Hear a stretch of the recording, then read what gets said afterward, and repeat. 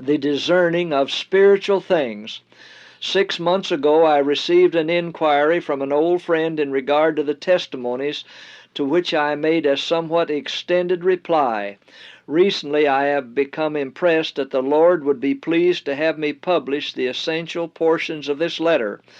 I do this with an earnest prayer that God may use it to His glory and the establishment of His truth. David Paulson. Dear brother, I have recently reread the stirring article you wrote nearly 20 years ago entitled, "Believe His Prophets, So Shall Ye Prosper."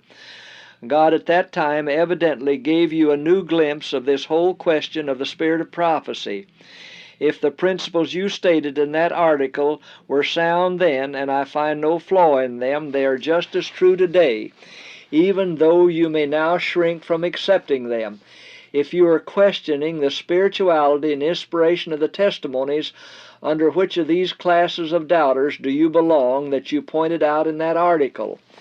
Nearly 12 years ago, after years of most blessed experiences in studying the testimonies in connection with the Bible and teaching them to hundreds of our workers and seeing definite results in their lives, I myself, from something I found in the testimonies, began to get into a fog over this human side of Sister White's work. Up until that time the prophets had hewed me, Hosea 6:5. After that I began to hew the prophets.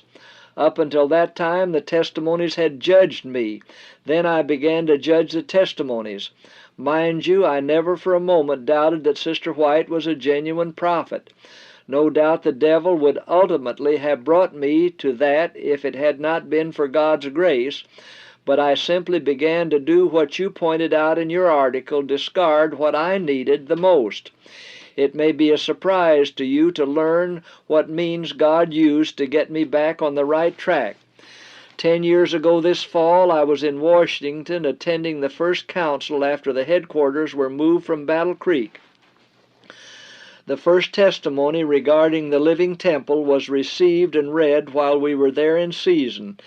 In spite of the new light that I had received regarding the testimonies, I had enough spiritual sense to appreciate that there was something in it that would have to be reckoned with either in time or eternity. A day or two later, one of my intimate friends and myself spent a good share of one night earnestly seeking God for wisdom and for light. And it was during this experience that he was led to say in substance, "Doctor, this talk of the human side of the testimonies has been a snare to us.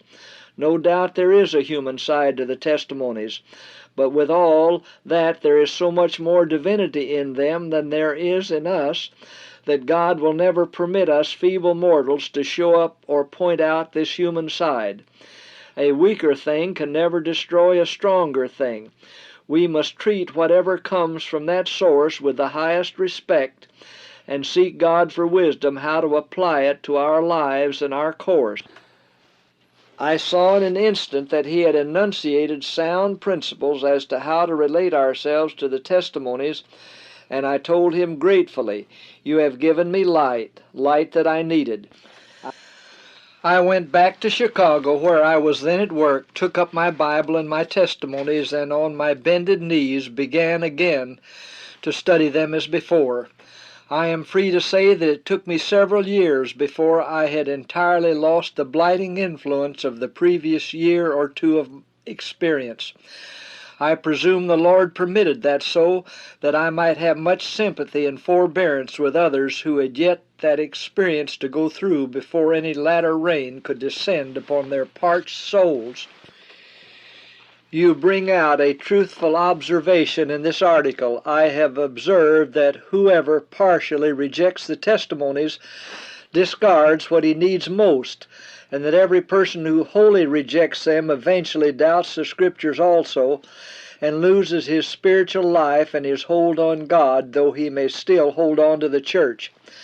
A friend of mine who has wholly rejected the testimonies told me only recently that he did not take any stock in some of the Bible stories. It is more important to love the testimonies than it is merely to believe them. A man who only believes his wife but does not love will soon cease to believe in her. As far as I know, every one of the workers in the Hinsdale Sanitarium loves the testimonies and is studying them in connection with the Bible. I have promulgated no theory about the testimonies to these workers simply because I know that truth carries its own credentials and convictions to the genuine, truth-loving heart. I have tried with the help of God in season and out of season to have these workers yield their hearts to the demands of spiritual truths, and any man who will receive into his own heart God's Spirit will have no difficulty in detecting the same Spirit in the testimonies. He who cannot smell the Spirit of God in them is a total stranger to its blessed influence in his own life. I have recently been reading the old Spiritual Gifts, printed in '55. I have read again the early struggles of Brother and Sister White, the trials and sacrifices and privations, the fierce buffeting of Satan which they had to meet to establish this message. To a less degree, Sister White has faced that sort of thing down to this day.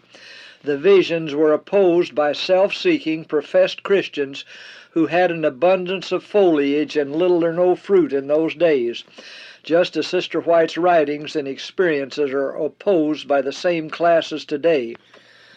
When I was in perplexity over this question, I wrote Sister White frankly and honestly regarding this human side question.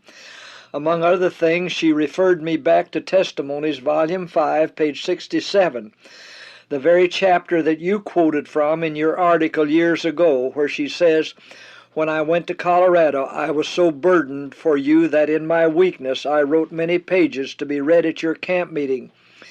Weak and trembling, I arose at 3 o'clock in the morning to write to you. God was speaking through clay. You might say that this communication was only a letter. Yes, it was a letter, but prompted by the Spirit of God, to bring before your minds things that had been shown me. In these letters which I write, in the testimonies I bear, I am presenting to you that which the Lord has presented to me. I do not write one article in the paper expressing merely my own ideas. They are what God has opened before me in vision, the precious rays of light shining from the throne. Dear brother, you cannot build even a successful worldly career on a lie. The things that come from Sister White's pen, even down to Volume 9, her latest book, stir my soul, bring me to my knees a humble wretch before God. They illuminate the Bible to me afresh, just as much as what I read from her pen written years before I was born.